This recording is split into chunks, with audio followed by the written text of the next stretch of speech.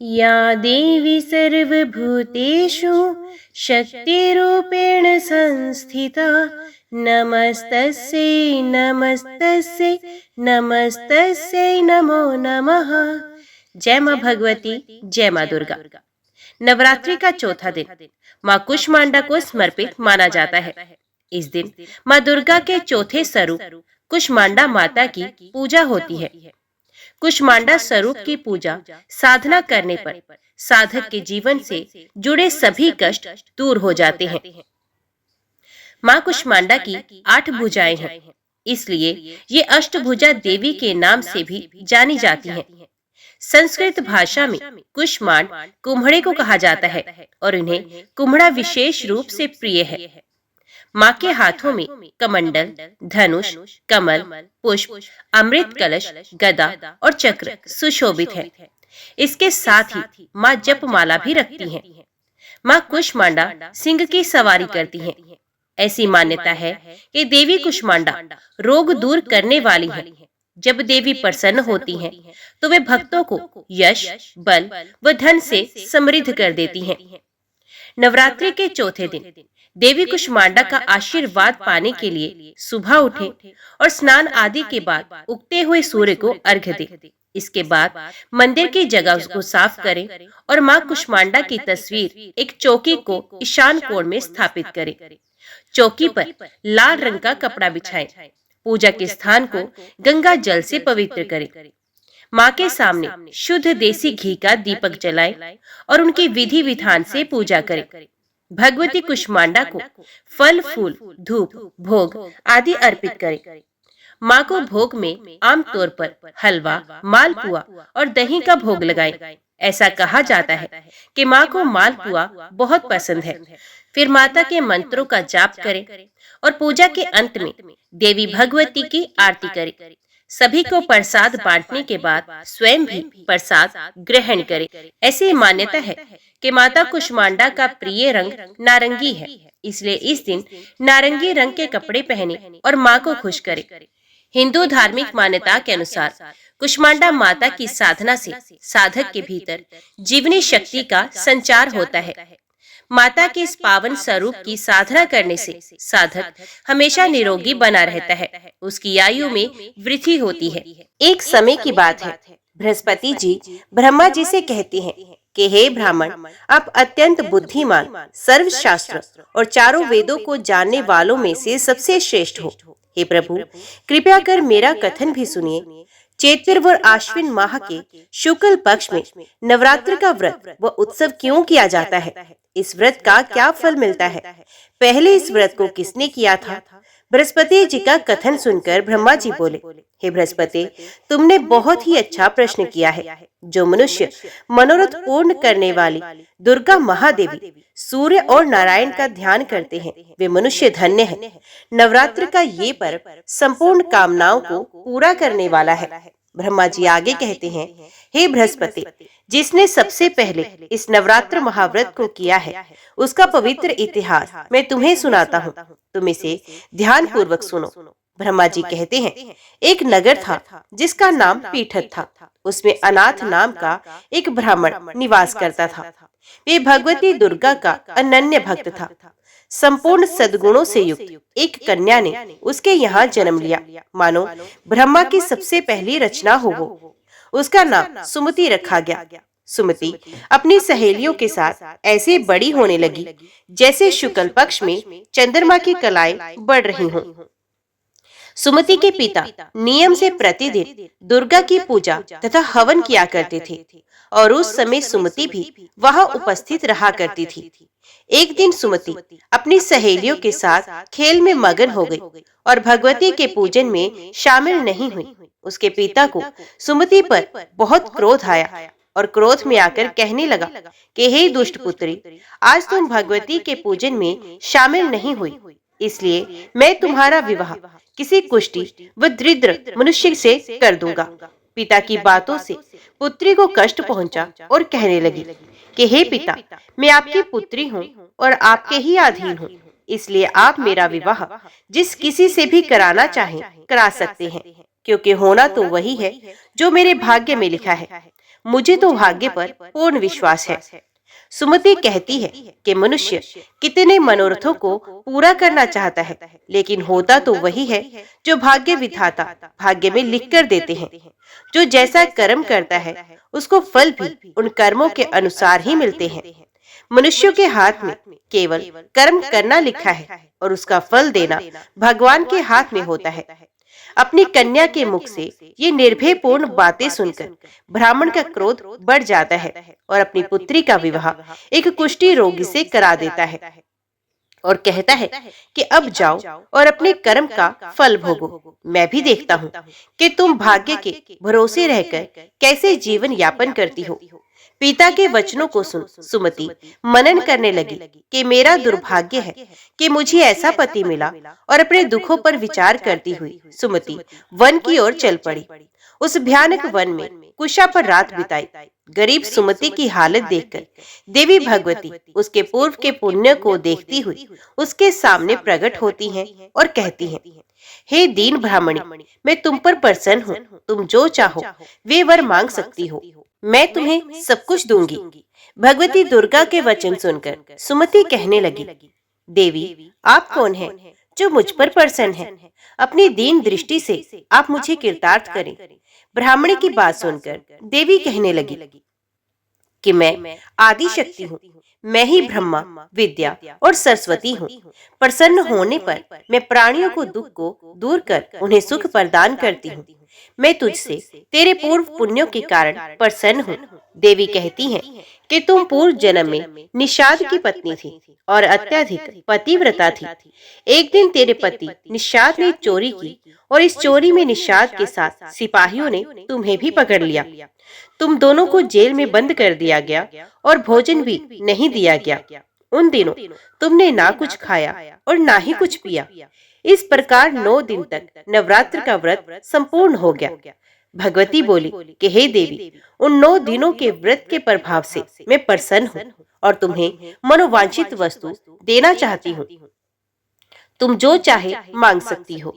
भगवती की बात सुनकर ब्राह्मणी बोली, आपको मैं शत शत प्रणाम करती हूँ। आप मेरे पति पर कृपा करें और इनके कोढ़ को दूर करें। इस पर देवी कहती हैं कि उन दिनों तुमने जो व्रत किया था उसमें से एक दिन के व्रत का पुण्य अपने पति के रोग को दूर करने के लिए अर्पण करो। मेरे प्रभाव से तेरा पति सोने के शरीर वाला हो जाएगा। ब्रह्मा जी बोले। इस प्रकार देवी का वचन सुन वे ब्राह्मणी बहुत खुश हुई और पति को निरोगी देखने की इच्छा से ठीक है ऐसा बोली। उसके पति का शरीर भगवती देवी की कृपा से ठीक होकर सोने की कांति सा हो गया, मानो उसके कांति के समक्ष चंद्रमा की कांति भी फीकी पड़ गई हो।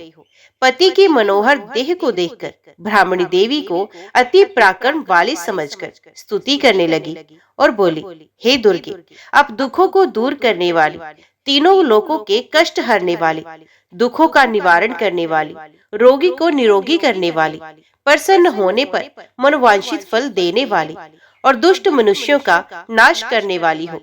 तुम ही सारे जगत की माता वो पिता हो। हे मां अम्बे, मेरे पिता ने क्रोध में मेरा विवाह एक कुष्ठी के साथ करके घर से निकाल दिया है। पिता की निकाली हुई बेटी को आपने सहारा दिया है। ब्राह्मणी कहती है कि हे देवी, दुखों के सागर से आपने मुझे बाहर निकाला। हे देवी, मैं आपको बारंबार प्रणाम करती हूँ। ब्रह्मा जी बोले, हे बृहस्पति, उस सुमति ने मन से देवी की बहुत स्तुति की और उसकी की हुई स्तुति से देवी को बहुत संतोष हुआ। देवी ने ब्राह्मणी से कहा कि तुम्हारे घर एक अति बुद्धिमान, धनवान, कीर्तिवान और जितेंद्रिय पुत्र पैदा होगा, जिसका नाम उद्यालक होगा। देवी ब्राह्मणी से कहने लगी, हे ब्राह्मणी, तेरी कोई और इच्छा हो तो वे भी मांग सकती हो। ब्राह्मणी कहती है कि हे माँ, आप अगर मुझसे प्रसन्न हैं तो आप मुझे नवरात्र करने की विधि सविस्तार बताइए। ब्राह्मणी के वचन सुनकर देवी कहती हैं कि मैं तुम्हें संपूर्ण नाशों को दूर करने वाले नवरात्र व्रत की विधि बताती हूँ। देवी कहती हैं कि इसे ध्यान पूर्वक सुनो। अश्विन माह के शुक्ल पक्ष की प्रतिपदा से लेकर 9 दिन तक ध्यान पूर्वक विधि पूर्वक व्रत करें। यदि दिन भर व्रत नहीं कर सकते तो एक समय का भोजन करें। ब्राह्मणों से पूछकर घट स्थापन करें और वाटिका बनाकर उसको प्रतिदिन जल से सींचें। महाकाली, महालक्ष्मी और महासरस्वती की मूर्तियां बनाकर उनके नित्य प्रति विधि विधान से पूजा अर्चना करें। पुष्पों से अर्घ्य दें और बिजोरा के पुष्प से अर्घ्य देने पर रूप की प्राप्ति होती है। जयफल से कीर्ति, दाख से कार्य की सिद्धि, आंवले से सुख व केले से भूषण की प्राप्ति होती है। फलों से अर्घ्य देकर विधि से हवन करें। खांड, घी, गेहूं, शहद, जौ, तिल, नारियल, बेम, दाख व कदम आदि सामग्रियों से हवन संपन्न करें। गेहूं का हवन करने से लक्ष्मी की प्राप्ति, खीर व चंपा के फूलों से धन व पत्तों से तेज और सुख प्राप्त होता है। आंवले से कीर्ति, केले से पुत्र की प्राप्ति होती है। कमल से राज सम्मान और दाखों से सुख संपत्ति मिलती है। खांड, घी, नारियल, शहद, जौ व तिल और फलों से होम करने से मनोवांछित वस्तु की प्राप्ति होती है। व्रत करने वाले को स्वभाव में नम्रता रखनी चाहिए। अंत में आचार्य को प्रणाम कर यथाशक्ति उसे दक्षिणा देकर विदा करना चाहिए। इस महाव्रत को बताई विधि के अनुसार जो भी करता है उसके सारे मनोरथ पूरे हो जाते हैं। ब्रह्मा जी कहते हैं, हे बृहस्पति, इस प्रकार ब्रह्माणी को इस व्रत की विधि व फल बताकर देवी अंतर ध्यान हो गई। जो मनुष्य इस व्रत को करता है विश्लोक में सुख पाकर अंत में मोक्ष को प्राप्त करता है। ब्रह्मा जी फिर कहते हैं कि हे बृहस्पति, इस व्रत का महात्म्य मैंने तुम्हें बताया। ब्रह्मा जी का कथन सुन बृहस्पति आनंद विभोर हो गए और ब्रह्मा जी से कहने लगे, हे ब्रह्मा जी, आपने मुझ पर अति कृपा की जो आपने मुझे अमृत के समान इस नवरात्रि व्रत का महात्म्य सुनाया है। जय मां भगवती, जय मां दुर्गा। अभी श्रवण कीजिए दूसरी कथा। जनमेजय बोले, हे द्विज श्रेष्ठ, नवरात्र के आने पर और विशेष करके शारदीय नवरात्र में क्या करना चाहिए उसका विधान अब मुझे भली भांति बताइए। हे महामते, उस पूजन का क्या फल है और उसमें किस विधि का पालन करना चाहिए। हे द्विजवर, कृपया विस्तार के साथ मुझे ये सब बताइए। व्यास जी बोले, हे राजन, अब मैं पवित्र नवरात्र व्रत के विषय में बता रहा हूँ। सुनिए, शीतकाल के नवरात्र में विशेष करके ये व्रत करना चाहिए। उसी प्रकार प्रेम पूर्वक वसंत ऋतु के नवरात्र में भी इस व्रत को करें। ये दोनों ऋतुएं सब प्राणियों के लिए यम दृष्टा कही गई हैं। शरत तथा वसंत नामक ये दोनों ऋतुएं संसार में प्राणियों के लिए दुर्गम है। अतएव आत्म कल्याण के इच्छुक व्यक्ति को बड़े यत्न के साथ ये नवरात्र व्रत करना चाहिए। ये वसंत तथा शरद दोनों ही ऋतुएं बड़ी भयानक है और मनुष्यों के लिए रोग उत्पन्न करने वाली हैं। ये सबका विनाश कर देने वाली हैं। अतएव हे राजन, बुद्धिमान लोग को शुभ चैत्र तथा अश्विन मास में भक्ति पूर्वक चंडिका देवी का पूजन करना चाहिए। अमावस्या आने पर व्रत की सभी शुभ सामग्री एकत्रित कर ले और उस दिन एक भुक्त व्रत करे और हविष्य ग्रहण करे। किसी समतल तथा पवित्र स्थान में 16 हाथ लंबे चौड़े स्तंभ तथा ध्वजाओं में सुसज्जित मंडप का निर्माण करना चाहिए। उसको सफेद मिट्टी और गोबर से लिपवा दे। तत्पश्चात उस मंडप के बीच में सुंदर चौरस और स्थिर वेदी बनाए। ये वेदी 4 हाथ लंबी, चौड़ी और हाथ भर ऊंची होनी चाहिए।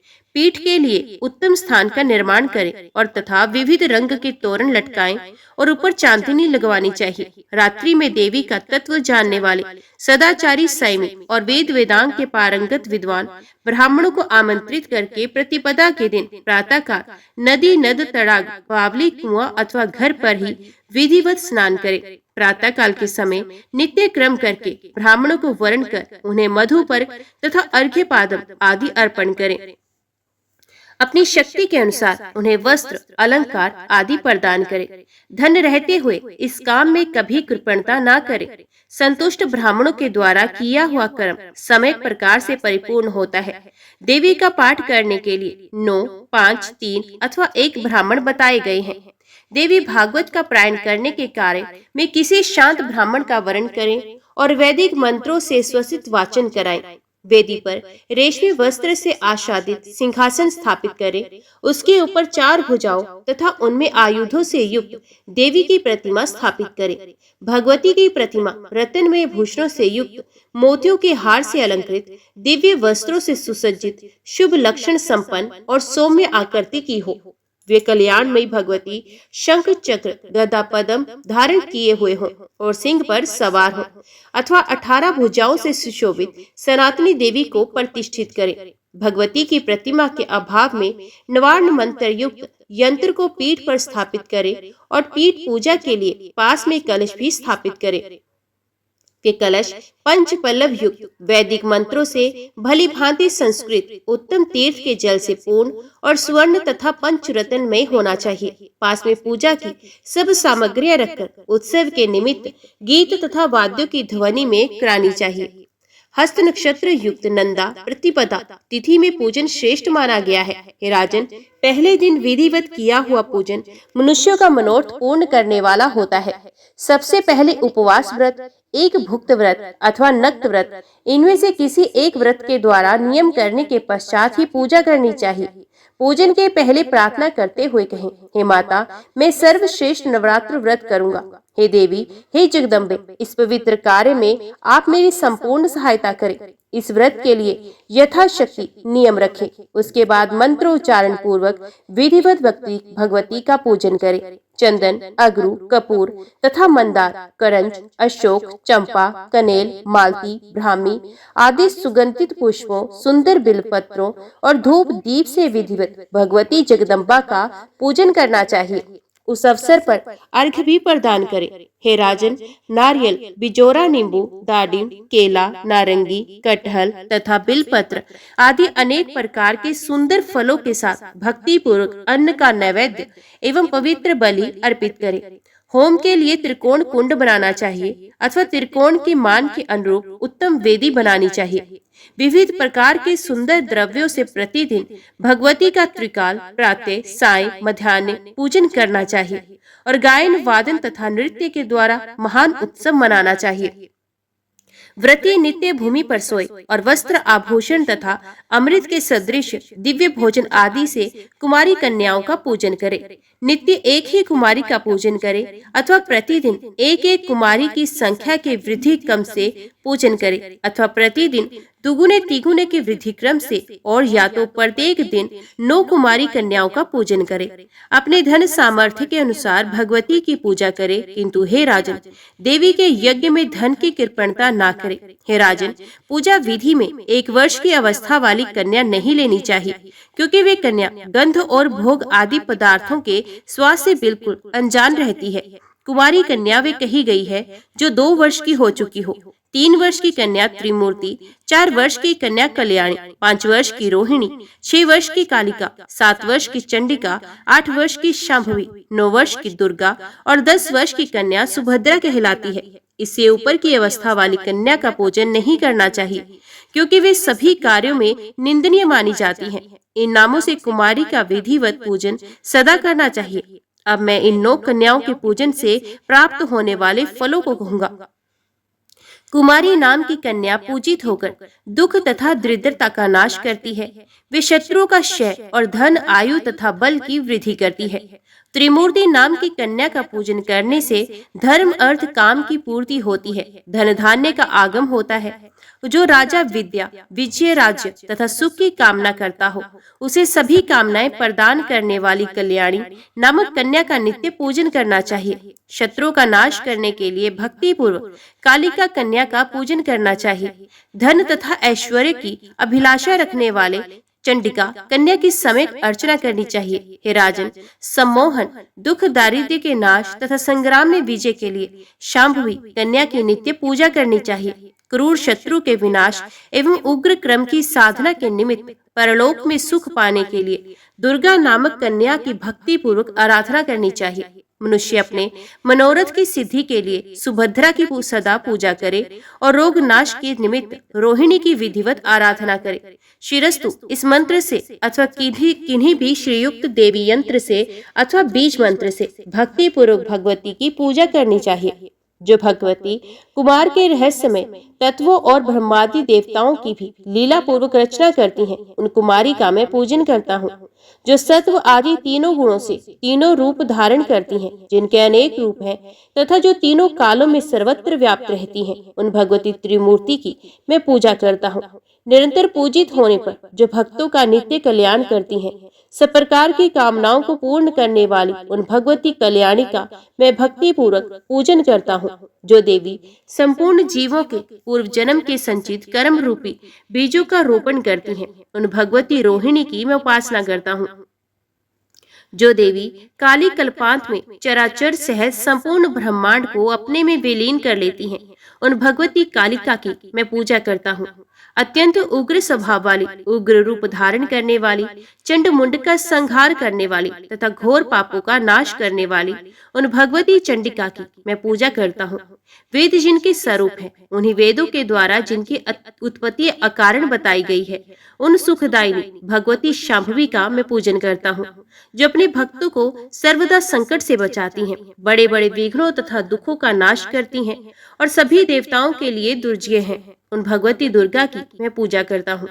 जो पूजित होने पर भक्तों का सदा कल्याण करती हैं और उन अमंगल नाशिनी भगवती सुभद्रा की मैं पूजा करता हूँ। विद्वानों को चाहिए कि वस्त्र भूषण माला गंध आदि श्रेष्ठ उपचारों से इस मंत्र के द्वारा सर्वदा कन्याओं का पूजन करें।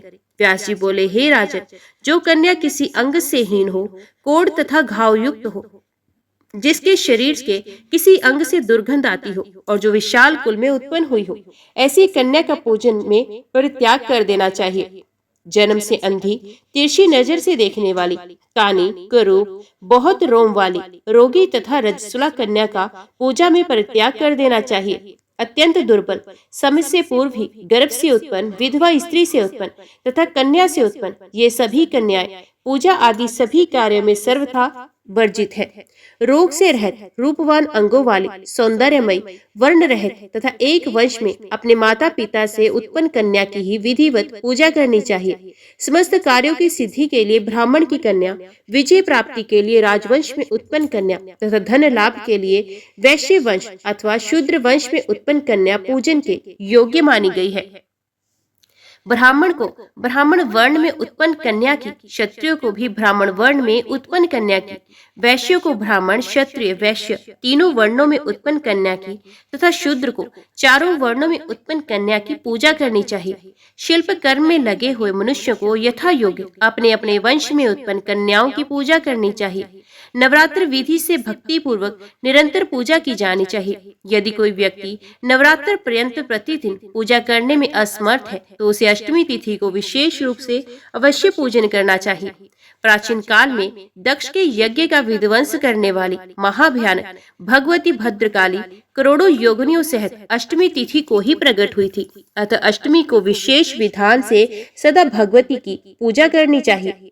उस दिन विविध प्रकार के उपहारों, गंध, माला, चंदन के अनुलेप, पायस आदि के हवन, ब्राह्मण भोजन तथा फल पुष्प आदि उपहारों से भगवती को प्रसन्न करना चाहिए। हे राजन, पूरे नवरात्र भर उपवास करने में असमर्थ लोगों के लिए 3 दिन का उपवास भी यथोक्त फल प्रदान करने वाला बताया गया है। भक्ति भाव से केवल सप्तमी, अष्टमी और नवमी इन 3 रात्रियों में देवी की पूजा करने से सभी फल सुलभ हो जाते हैं। पूजन, हवन, कुमारी पूजन तथा ब्राह्मण भोजन इनको संपन्न करने से वे नवरात्र व्रत पूरा हो जाता है, ऐसा कहा गया है। इस पृथ्वी लोक में जितने भी प्रकार के व्रत एवं दान हैं, वे इस नवरात्र व्रत के तुल्य नहीं है, क्योंकि ये व्रत सदा धन धान्य प्रदान करने वाला है, सुख तथा संतान की वृद्धि करने वाला, आयु तथा आरोग्य प्रदान करने वाला और स्वर्ग तथा मोक्ष देने वाला है। अतएव विद्या, धन अथवा पुत्र इनमें से मनुष्य किसी की भी कामना करता हो, उसे इस सौभाग्यदायक तथा कल्याणकारी व्रत का विधि पूर्वक अनुष्ठान करना चाहिए। इस व्रत का अनुष्ठान करने से विद्या चाहने वाला मनुष्य समस्त विद्या प्राप्त करता है और अपने राज्य से वंचित राजा फिर से अपना राज्य प्राप्त करता है। पूर्व जन्म में जिन लोगों द्वारा ये उत्तम व्रत नहीं किया गया, वे इस जन्म में रोगग्रस्त, दरिद्र तथा संतान रहित होते हैं। जो स्त्री वंध्या, विधवा अथवा धनहीन है, उसके विषय में ये अनुमान कर लेना चाहिए कि उसने अवश्य ही पूर्व जन्म में ये व्रत नहीं किया था। इस पृथ्वीलोक में जिस प्राणी ने उक्त नवरात्र व्रत का अनुष्ठान नहीं किया, वे इस लोक में वैभव प्राप्त करके स्वर्ग में आनंद कैसे प्राप्त कर सकता है। जिसने लाल चंदन मिश्रित कोमल बिलपत्रों से भवानी जगदम्बा की पूजा की है, वे इस पृथ्वी पर राजा होता है। जिस मनुष्य ने दुख तथा संताप का नाश करने वाली, सिद्धियां देने वाली, जगत में सर्वश्रेष्ठ, शाश्वत तथा कल्याण स्वरूपिणी भगवती की उपासना नहीं की, वे इस पृथ्वी तल पर सदा ही अनेक प्रकार के कष्टों से ग्रस्त, दरिद्र तथा शत्रुओं से पीड़ित रहता है। विष्णु, इंद्र, शिव, ब्रह्मा, अग्नि, कुबेर, वरुण तथा सूर्य समस्त कामनाओं से परिपूर्ण होकर हर्ष के साथ जिन भगवती का ध्यान करते हैं, उन देवी चंडिका का ध्यान मनुष्य क्यों नहीं करते। देवगण इनके स्वाहा नाम मंत्र से प्रभाव से तथा पितृगण स्वधा नाम मंत्र के प्रभाव से तृप्त होते हैं। इसलिए महान मुनिजन प्रसन्नता पूर्वक सभी यज्ञों तथा श्राद्ध कार्यों में मंत्रों के साथ स्वाहा एवं स्वधा नामों का उच्चारण करते हैं। जिनकी इच्छा से ब्रह्मा इस विश्व का सृजन करते हैं। भगवान विष्णु अनेक विध अवतार लेते हैं और शंकर जी जगत को भस्मात करते हैं। उन कल्याणकारिणी भगवती को मनुष्य क्यों नहीं भजते। सभी भुवनों में कोई भी ऐसा देवता, मनुष्य, पक्षी, सर्प, गंधर्व, राक्षस, पिशाच एवं पर्वत नहीं, जो उन भगवती की शक्ति के बिना अपनी इच्छा से शक्ति संपन्न होकर संपन्नित होने में समर्थ हो। सभी कामनाओं को पूर्ण करने वाली उन कल्याणदायिनी चंडिका की सेवा भला कौन नहीं करेगा। चारों प्रकार के पुरुषार्थों, धर्म, अर्थ, काम और मोक्ष को चाहने वाला कौन प्राणी उन भगवती के नवरात्र व्रत का अनुष्ठान नहीं करेगा। यदि कोई महापापी भी नवरात्र व्रत करे तो वे समस्त पापों से मुक्ति पा लेता है। इसमें लेश मात्र भी विचार नहीं करना चाहिए। हे राजन, पूर्व काल में कौशल देश में दीन, धनहीन, अत्यंत दुखी एवं विशाल कुटुंब वाला एक वैश्य रहता था। उसकी अनेक संतानें थी, जो धन अभाव के कारण क्षुधा से पीड़ित रहा करती थी। सायंकाल में उसके लड़कों को खाने के लिए कुछ मिल जाता था तो वे कुछ भी खा लेते थे। इस प्रकार वे वणिक भूखा रहते हुए सर्वदा दूसरों का काम करके धैर्य पूर्वक परिवार का लालन पालन कर रहा था। वे सर्वदा धर्मपरायण, शांत, सदाचारी, सत्यवादी, क्रोध न करने वाला, धैर्यवान, अभिमान रहित तथा ईर्ष्याहीन था। प्रतिदिन देवताओं, पितरों तथा अतिथियों की पूजा करके वे अपने परिवार जनों के भोजन कर लेने के उपरांत स्वयं भोजन करता था।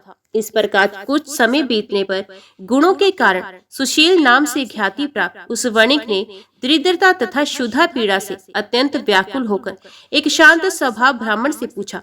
सुशील बोला, हे महाबुद्धि संपन्न ब्राह्मण देवता, आज मुझ पर कृपा करके ये बताइए कि मेरी दरिद्रता का नाश निश्चित रूप से कैसे हो सकता है। हे मानद, मुझे धन की अभिलाषा तो नहीं है, किंतु हे द्विश्रेष्ठ, मैं आपसे कोई ऐसा उपाय पूछ रहा हूँ जिससे मैं कुटुंब के भरण पोषण मात्र के लिए धन संपन्न हो जाऊं। मेरी पुत्री और पुत्र क्षुधा से पीड़ित होकर भोजन के लिए बहुत रोते हैं और मेरे घर में इतना भी अन्न नहीं रहता कि मैं उन्हें एक मुट्ठी भर अन्न दे सकूं। रोते हुए बालक को मैंने घर से निकाल दिया और वे चला गया, इसलिए मेरा हृदय शोका अग्नि में जल रहा है। धन के अभाव में मैं क्या करूं? मेरी पुत्री विवाह के योग्य हो चुकी है, किंतु मेरे पास धन नहीं है। अब मैं क्या करूं? वे 10 वर्ष से अधिक की हो गई है। इस प्रकार कन्यादान का समय बीता जा रहा है। हे विपेंद्र, इसलिए मैं अत्यधिक चिंतित हूँ। हे दयानिधान, आप तो सर्वज्ञ हैं, अतएव मुझे कोई ऐसा तप, दान, व्रत, मंत्र तथा जप बताइए जिससे मैं अपने आश्रितजनों का भरण पोषण करने में समर्थ हो जाऊं। हे द्विज, बस मुझे उतना ही धन मिल जाए और मैं उससे अधिक धन के लिए प्रार्थना नहीं करता। हे महाभाग, आपकी कृपा से मेरा परिवार अवश्य सुखी हो सकता है। अतएव आप अपने ज्ञान बल से भली भांति विचार करके वे उपाय बताइए। व्यास जी बोले, हे राजन, उसके इस प्रकार पूछने पर उत्तम व्रत का पालन करने वाले उस ब्राह्मण ने बड़ी प्रसन्नता पूर्वक उस वैश्य से कहा, हे वैश्य, अब तुम पवित्र नवरात्र व्रत का अनुष्ठान करो। इसमें तुम भगवती की पूजा, हवन, ब्राह्मण भोजन, वेद पाठ, उनके मंत्र का जप और होम आदि यथाशक्ति संपन्न करो। इससे तुम्हारा कार्य अवश्य सिद्ध होगा। हे वैश्य, नवरात्र नामक इस पवित्र तथा सुखदायक व्रत से बढ़कर इस पृथ्वी तल पर अन्य कोई भी व्रत नहीं है। ये नवरात्र व्रत सर्वदा ज्ञान तथा मोक्ष को देने वाला, सुख तथा संतान की वृद्धि करने वाला एवं शत्रुओं का पूर्ण रूप से विनाश करने वाला है। राज्य से च्युत तथा सीता के वियोग से अत्यंत दुखित श्री राम ने किष्किंधा पर्वत पर इस व्रत को किया था। सीता की विरह अग्नि से अत्यधिक संतप्त श्री राम ने उस समय नवरात्र व्रत के विधान से भगवती जगदम्बा की भली भांति पूजा की थी। इसी व्रत के प्रभाव से उन्होंने महासागर पर सेतु की रचना कर महाबली मंदोदरी पति रावण, कुंभकर्ण तथा रावण पुत्र मेघनाद का संहार करके सीता को प्राप्त किया था। विभीषण को लंका का राजा बनाकर पुनः अयोध्या लौटकर उन्होंने निष्कंटक राज्य प्राप्त किया था। हे वैश्यवर, इस प्रकार अमित तेज वाले श्री राम जी ने इस नवरात्र व्रत के प्रभाव से पृथ्वी तल पर महान सुख प्राप्त किया। व्यास जी बोले, हे राजन, ब्राह्मण का ये वचन सुनकर उस वैश्य ने उन्हें अपना गुरु मान लिया और उनसे मायाबीज नामक उत्तम मंत्र की दीक्षा प्राप्त की। तत्पश्चात आलस्यहीन होकर अत्यंत भक्ति पूर्वक पूरे नवरात्र भर उसने उस मंत्र का जप किया और अनेक विध उपहारों से आदर पूर्वक भगवती का पूजन किया। इस प्रकार माया बीज प्राण उस वैश्य ने 9 वर्षों तक ये अनुष्ठान किया। 9वें वर्ष के अंत में महाअष्टमी तिथि को अर्धरात्रि आने पर महेश्वरी ने उसे अपना प्रत्यक्ष दर्शन दिया और अनेक प्रकार के वरदानों से कृत्य कर दिया। जय मां भगवती, जय मां दुर्गा। आज की वीडियो में इतना ही। उम्मीद करती हूँ वीडियो आपको पसंद आई होगी। वीडियो पसंद आई हो तो वीडियो को लाइक और चैनल को सब्सक्राइब जरूर कीजिएगा। जय माता दी लिखकर कमेंट बॉक्स में अपनी हाजिरी और अपने सुझाव देना ना भूलेगा। तो मिलते हैं अगली कथा अगले अध्याय के साथ। तब तक के लिए देखते व सुनते रहिए। जय मां कंजक, जय माता दी।